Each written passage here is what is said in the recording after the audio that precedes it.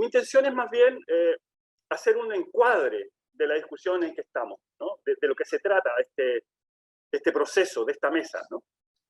Y lo decía, digamos, y en ese sentido lo que estamos haciendo es en la fase inicial del ciclo clásico de una política pública, ¿no? Y esa política pública siempre aparece, ¿no? O ingresa a la agenda institucional, para ponerlo en términos, digamos, clásicos, cuando un problema social ingresa a la barrera de las instituciones que toman las decisiones. ¿No? En la sociedad existen miles de problemas, pero hay algunos que entran a la agenda institucional. Y en este caso, las 40 horas es un tema que ingresó a la agenda institucional hace varios años atrás y que a partir de la voluntad del actual gobierno aparece con una cierta nueva énfasis, ¿no? Y en toda política pública, esa fase de inicio tiene que ver con lo que yo les comentaba de esta lógica de la definición de un problema público, que agrega interés. Entonces, los problemas públicos no existen per se, no son objetivos, son constructos sociales. Y por lo tanto, el modo en que se soluciona la política pública depende mucho de cuál es ese acuerdo, de cuáles son las miradas que terminan siendo consensuadas del problema que queremos regular con la política pública. Por ejemplo, viendo el caso de otra política pública, la ley Cholito, que todos la conocemos, ¿no? Esa ley Cholito podría haber sido distinta, con otras condiciones, si es que en vez de el paradigma de esa ley hubiera sido la golpiza hasta la muerte de un perro, si el hecho, digamos, que desencadenara esa política pública hubiese sido, digamos, una manada de perros que mata a un niño. Porque el problema público se constituye de modo distinto. Uno tiene que ver con la responsabilidad de tenerse las mascotas y otro tiene que ver con los derechos animales. ¿Se dan cuenta? Entonces, eso estamos tratando de hacer acá. Me parece súper evidente, súper bueno que se instale explícitamente el hecho de que tenemos que empezar a compartir las miradas que hay detrás del fenómeno de las 40 horas o de los regímenes laborales de trabajo, en definitiva. Entonces, ese es el marco sobre el cual nos interesaría nosotros como observatorio entregar algunos antecedentes, ¿no? Porque ese encuadre de los problemas públicos juegan justamente con datos, ¿no? Datos sobre los cuales se afirman argumentaciones sobre lo que se debe hacer normativamente en cada política pública, ¿no? Entonces, estamos iniciando ese trabajo, viene hacia adelante, y el rol del observatorio, como les digo, más bien esa entrega de datos, esa encuadre. Primer elemento, y esto algunos de ustedes lo conocen, pero una descripción de cómo produce esta región. Lo que está aquí es un cuadro en donde nos indica quiénes son los que aportan la riqueza a la región, los sectores que aportan la riqueza a la región, ¿no? Y el primero, obviamente, es la minería, es el que más aporta el PIB de la región. El segundo, silvoagropecuario. Como que todos tenemos esa intuición, ¿no? Esta es una región que comparte su riqueza entre el agro y la minería, ¿no? Y tercer elemento, servicios personales, industria, servicios financieros. Entonces, el esquema general que todos tenemos en la cabeza es, obvio, agro y minería. Con la minería allá arriba y el agro mucho más expandido, ¿no? Ahí está la riqueza.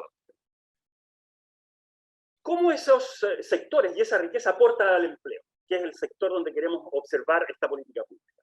Y ahí la cosa cambia, ¿no? ¿Por qué? Porque la minería, en términos de empleo, del número de empleos de la región, baja bastante en el top, digamos, del ranking, ¿no? Y el ciclo agropecuario, sin embargo, sigue siendo muy importante. Fíjense, el primer rama que emplea la región es el comercio. La segunda, el agro, ¿no? Entonces, si bien la riqueza está entre la minería y el agro, la cantidad de empleo está entre el agro y el comercio, ¿no? Ahí es como se mueve nuestra matriz productiva.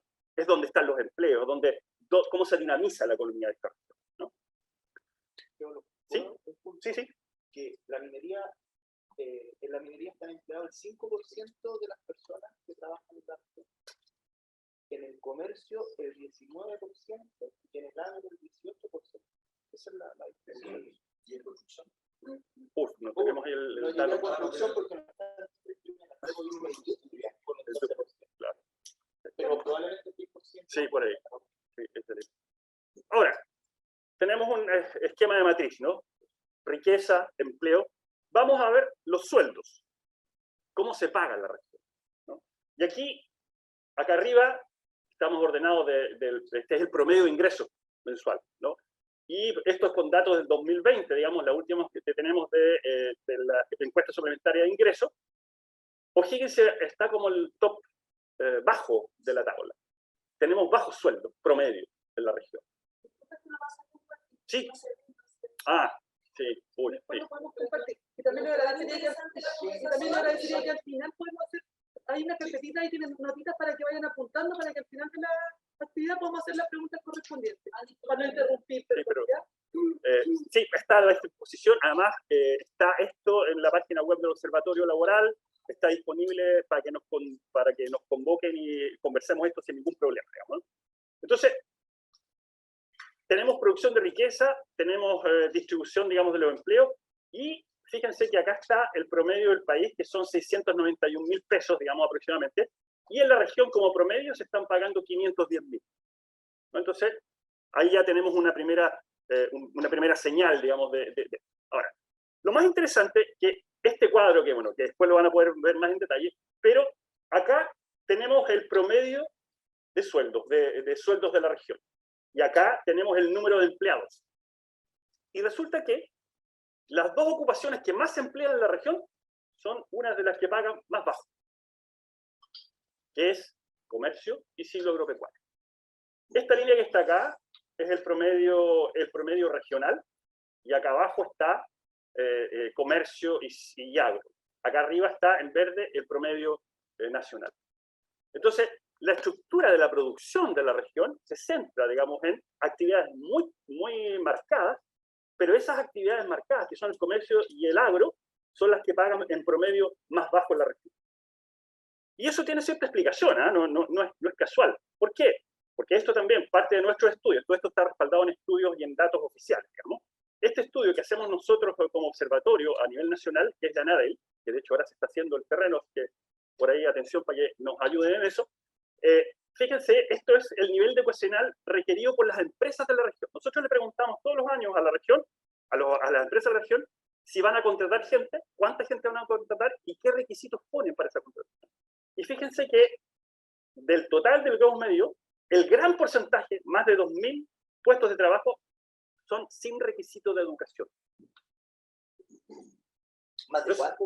Más de 2.000 casos, aquí tenemos casi 4.000 casos, más del 50%, solo requieren educación, o sea, no requieren requisitos de educación, ¿no?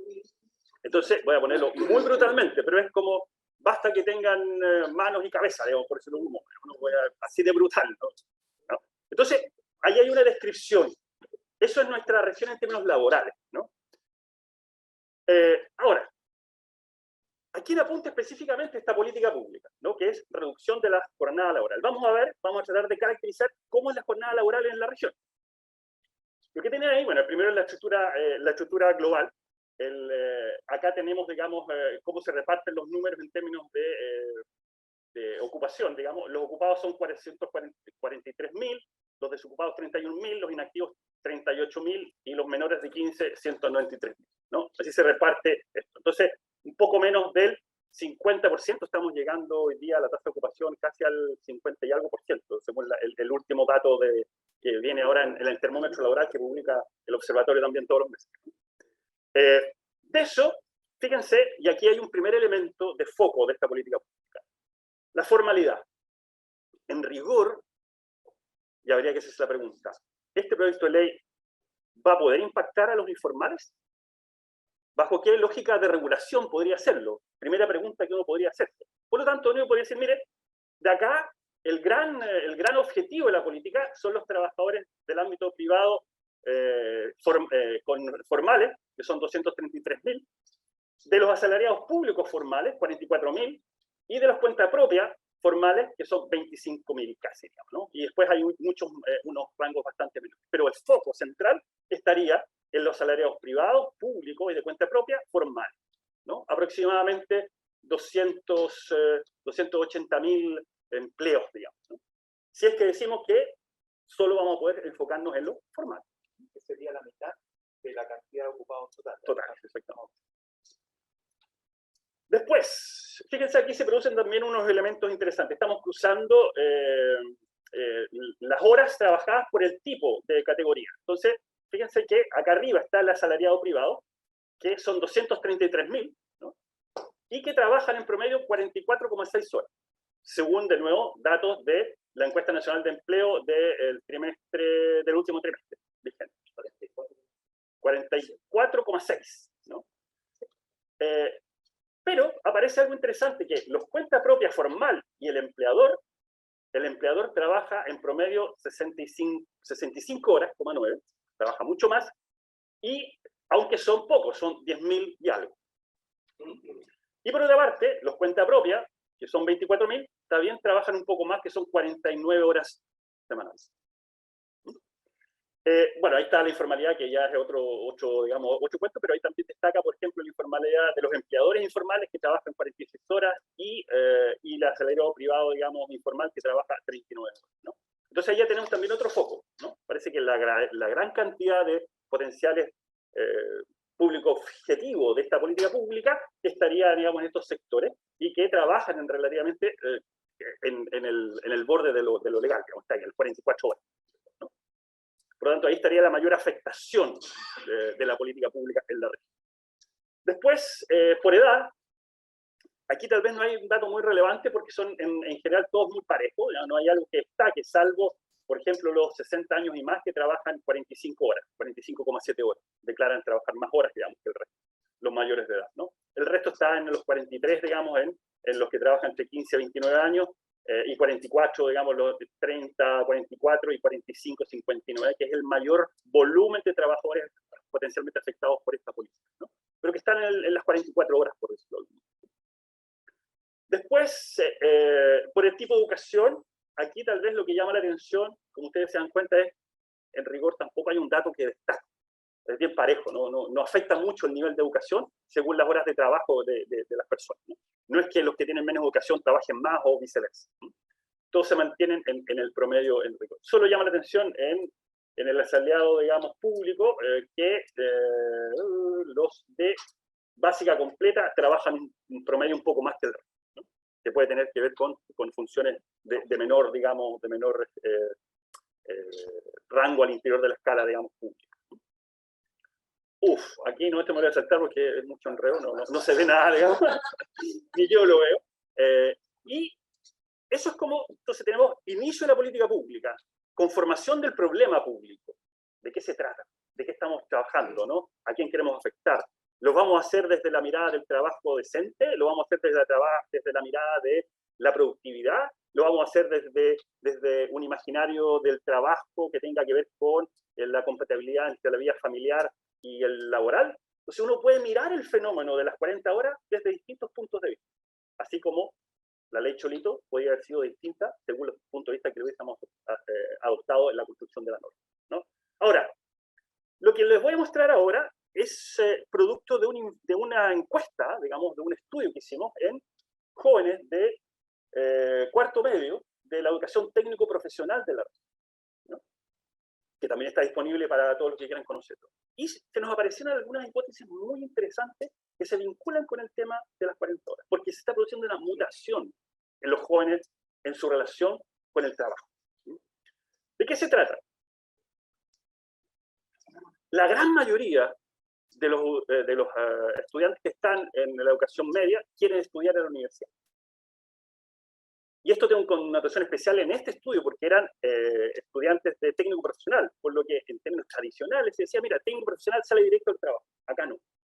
Siguen pensando en la universidad como objetivo final. Y eso tiene que ver también con la ampliación de oferta en la región, con oportunidades que ha dado la gratuidad, con oportunidades que ha dado los programas PASE de integración y cosas por el estilo. Ven como posible estudiar, ¿no? Primer elemento fundamental, hay una extensión, o más bien una postergación del ingreso a la lógica laboral, ¿no? Segundo, tienden a mirar con una cierta condición de menosprecio el trabajo sacrificado, digamos, no tienen una relación de trabajo como de que hay que ir a sacrificarse al trabajo, ¿no? Sino que más bien el trabajo tiene que ver con cómo me desarrollo personalmente, ¿no? Por lo tanto, el trabajo físico, el trabajo de gran esfuerzo, no lo ven positivamente.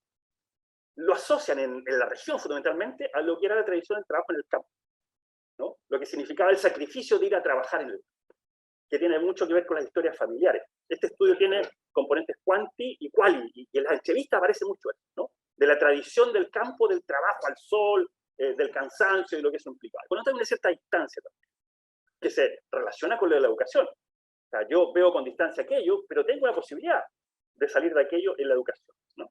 Y por otra parte, un elemento clave, y que dice relación con esto de las 40 horas, calidad de vida. Lo que buscan los jóvenes en su proyección laboral es extender sus capacidades, sentirse cómodo en el espacio en que trabaja.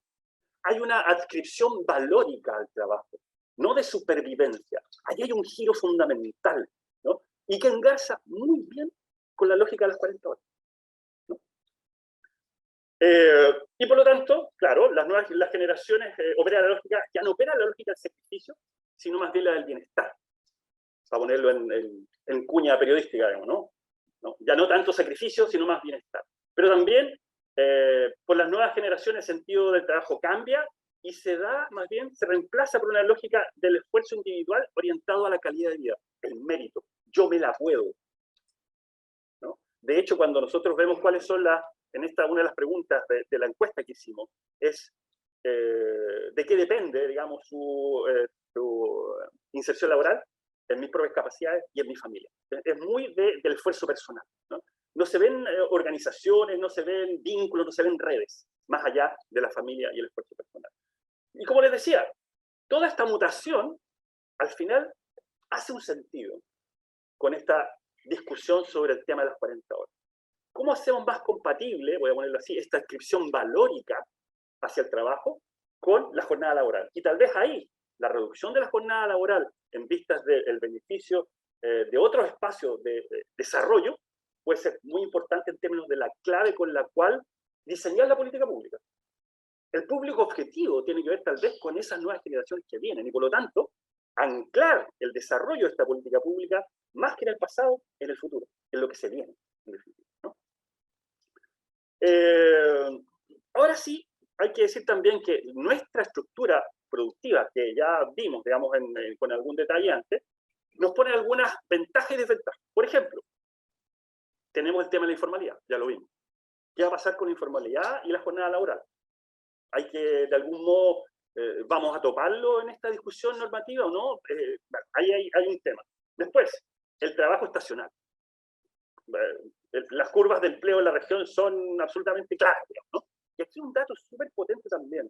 Cuando nosotros llegamos al pic de empleabilidad en los veranos, llegamos al promedio de empleabilidad de la otra región. No es que superemos la empleabilidad, el empleo. ¿Ah? Nuestros niveles de empleo son muy bajos y llegamos al tope de las otras regiones. No es que superemos, ¿no? Y por lo tanto, tenemos un problema importante con la temporalidad y que está vinculado mucho al agro. Ojo, ahí tenemos que, por lo tanto, meterle mucho de innovación, de capacitación, de lo que nosotros llamamos la flotabilidad en el empleo. Cómo yo migro de empleos distintos y, por lo tanto, cómo me formo como trabajador con competencias más transversales. Ahí hay un elemento fundamental, ¿no? Después, los turnos rotativos de 8 horas. Las 40 horas van a intervenir ahí. Hay que hacerse cargo de ese elemento sí o sí, digamos, ¿no? Y son parte fundamental de la forma de producción de la región en el agro y en la minería, que son nuestros motores, digamos. Y en el comercio, bueno, también hay jornadas extendidas de trabajo. Y por lo tanto también lo que tiene que ver con salario por faena o productividad, que está directamente vinculado con el horario. Eso es lo que queríamos presentarle. Espero que sea justamente este encuadre y que permita justamente, como les digo, orientar este principio sobre el cual vamos a intentar desarrollar la norma, que es esta política pública de las 40 horas. Muchas gracias y como les digo, que a toda disposición del público para que puedan compartir.